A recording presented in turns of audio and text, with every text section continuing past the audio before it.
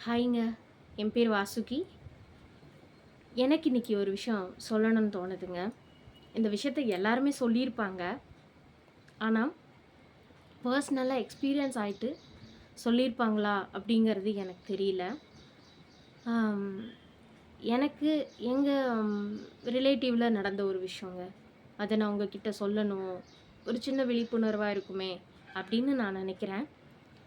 ஆ, அது என்னன்னு பார்த்தீங்கன்னா, எங்க ரிலேட்டிவ்ல பார்த்தீங்கன்னா, அவங்க ஒரு பிஸ்னஸ் பண்றேன்னு சொல்லி பண்ண ஆரம்பிச்சாங்க. கிட்டத்தட்ட பார்த்தீங்கன்னா, ஒரு 7 இயர்ஸ் முன்னாடி இருக்கும். அம் அது பண்ணிட்டுருக்கும்போது பார்த்தீங்கன்னா, அவங்க கிட்ட கொஞ்சம் ஜுவல்ஸ் எல்லாம் இருந்துச்சு. அப்புறம் கொஞ்சம் பணம் இந்த மாரிலாம் கூட வச்சிருந்தாங்க. அம் அம் அவங்க ஒரு பிஸ்னஸ் பண்றாங்க அப்படின்னு சொன்னேன் இல்லைங்களா? அந்த பிஸ்னஸ்ல என்ன சொல்லியிருக்காங்க அப்படின்னா, நீங்க வந்து ஒரு ஒரு ரூ. 10,000க்கு நீங்க வந்து பொருட்கள் வாங்கிக்கிட்டீங்க. அதாவது உங்க பேர குடுத்து, ஒரு ஐடி மாரி போட்டுட்டீங்க அப்படின்னா, அம் அதுக்கு அந்த ரூ. 10,000 ஐடி குடுத்து நம்ம ஐடி போட்டுறோம்னு வச்சுக்கோங்களேன். ஐடி போட்டிங்கன்னா, ஒரு ரூ. 10,000 உங்களுக்கு வந்து நீங்க குடுத்தீங்கன்னா, அதுக்கு தகுந்த மாதிரி நாங்க பொருள்லாம் குடுப்போம். அந்த பொருள நீங்க சேல் பண்ணிக்கலாம். ஆ அது மட்டும் இல்லாம, உங்களுக்கு கீழ நீங்க 2 பேர்த்த சேர்த்தி விடணும்.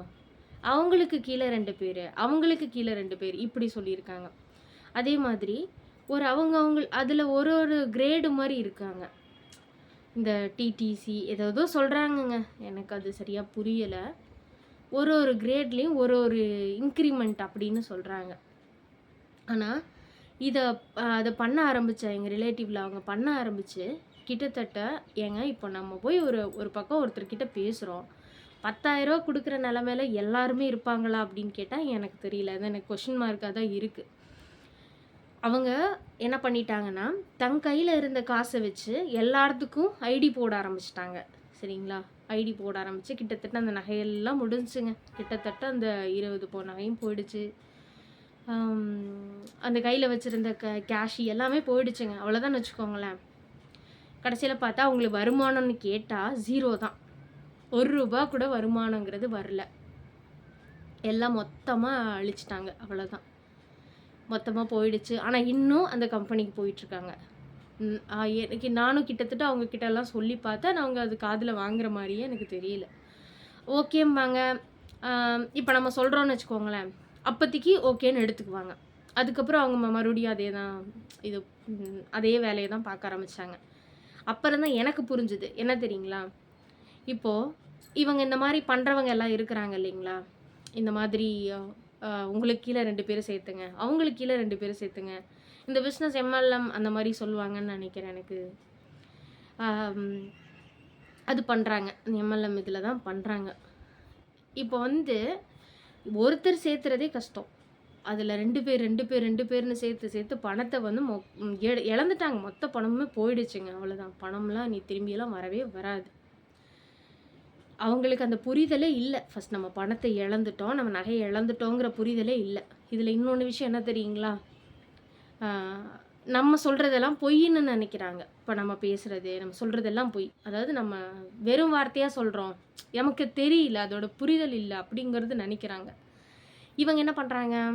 ஒரு ஹால் மாரி பிடிச்சுட்டு, அதில உட்காந்து ஒரு 300 பேர்த்த உட்கார வச்சு, மைக்க பிடிச்சுட்டு, இந்த மாதிரி நான் வந்து தாலிய இழந்து, தாலியெல்லாம் வித்துட்டு தான் இந்த பிசினஸ் எல்லாம் பண்ணுனேன். இன்னைக்கு நான் ஒரு 1,00,00,000 சம்பாரிக்கிறேன், 2,00,00,000 சம்பாரிக்கிறேன். இப்படியெல்லாம் சொல்றவங்கலாம் தான் இவங்க உட்கார்ந்திருக்கிற இந்த 300 பேரும் நம்புறாங்கன்னு வச்சுக்கோங்களேன். நம்ம நம்ம வந்து கண்கூட 4 பேத்த பார்த்துருப்போம். நம்ம சொல்லி அவங்க காதுலயே வாங்குற மாரி தெரியல. இப்ப கிட்டத்தட்ட இன்னுமே அந்த பிசினஸ்க்கு போயிட்டு தான் இருக்காங்க. ஆனா, இது மாதிரி இன்னும் எத்தன பேர் இந்த மாரி போயிருக்காங்கங்கிறது எனக்கு தெரியல. எனக்கு என்ன தோணுதுன்னா, ஒண்ணு நல்லா யோசிச்சு பாருங்க. ஒரே ஒரு சின்ன விஷயம் தான். யாராவது சும்மா நமக்கு வருமானத்த குடுப்பாங்களா?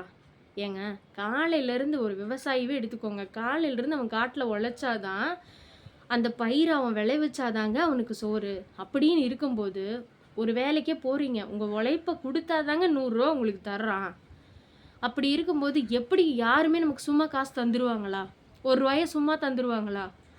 நம்ம கிட்ட இருக்க 10,000 வாங்கிட்டு, உனக்கு ஒரு ரூ. 200 தரேங்கிறத தான் பெருசா பார்க்குறாங்களே தவிர்த்து, அவங்களுக்கு அதில எவ்வளோ லாபங்கிறத பத்தி இங்க யாருமே யோசிக்க மாட்டேங்கிறாங்க.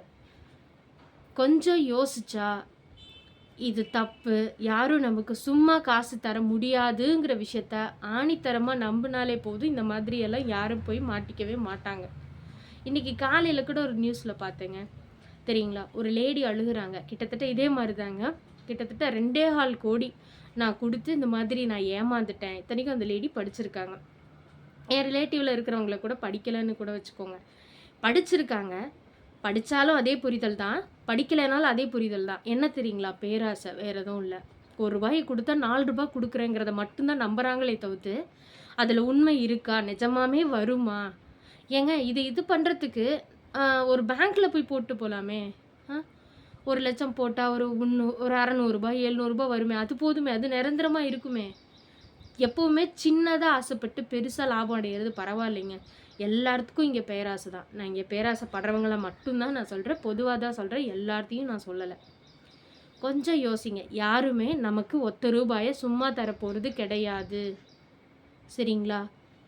ஏதோ எனக்கு தெரிஞ்சத நான் ஷேர் பண்றேன். நான் இது என் ரிலேட்டிவ்ல இந்த மாரி நடந்திருக்கு. அவங்க நெறைய இழந்துட்டாங்க. ஆனா, இன்னுமே அந்த இதில தான் இருக்காங்க. என்னன்னா, மைக்கு புடிச்சு பேசுறவங்க உண்மைய சொல்றாங்க. நம்ம புரிதல்ல சொல்றதுனால நம்ம பேசுறது பொய். நம்ம முட்டாள் அப்படிதான் அவங்க என்ன பார்த்தாங்க. நானும் சொல்லி பார்த்துட்டு அதோட விட்டுட்டேன். இதுக்கு மேல அவங்க தான் புரிஞ்சுக்கணும். நம்ம திரும்ப திரும்ப ஒரு விஷயத்த சொல்லிக்கிட்டே இருக்க முடியாது இல்லைங்களா? அவங்களுக்கே புரியாத போது நம்ம என்ன சொல்ல முடியும்? எனக்கு தோணுனத நான் பர்சனலா எனக்கு நடந்தத வச்சு தான் நான் உங்களுக்கு ஒரு விஷயம் சொல்றேன். சரிங்களா? முடிஞ்ச அளவுக்கு ஒரே ஒரு விஷயம் நம்புங்க. யாரும் நமக்கு காச சும்மா தூக்கி குடுத்துற மாட்டாங்க. அப்படிங்கிறத கொஞ்சம் தயவு செஞ்சு நம்புங்க. ப்ளீஸ் தயவு செஞ்சு இந்த வீடியோவ எல்லாத்துக்கும் ஷேர் பண்ணுங்க. யாராவது ஒருத்தருக்கு இந்த வீடியோ போய் போய் சேர்ந்துச்சுனாலும் எனக்கு சந்தோஷம் தான். இது நான் எல்லாரும் சொல்ற மாதிரி கண்ணால பார்த்தோ, காதால கேட்டோலாம் நான் சொல்லல. எனக்கு என் ஃபேமிலி சைட் நடந்தத வச்சு தான் நான் அத சொல்லியிருக்கேன். சரிங்களா? ப்ளீஸ் கொஞ்சம் யோசிங்க. இத 4 பேத்துக்கு ஒரு 10 பேத்துக்கு ஷேர் பண்ணுங்க. அவங்களுக்கு போய் சேர்ந்து இத ஒருத்தர் பார்த்து இத திருந்துனா கூட எனக்கு சந்தோஷம் தான். ஓகேங்களா? தேங்க்ஸ்.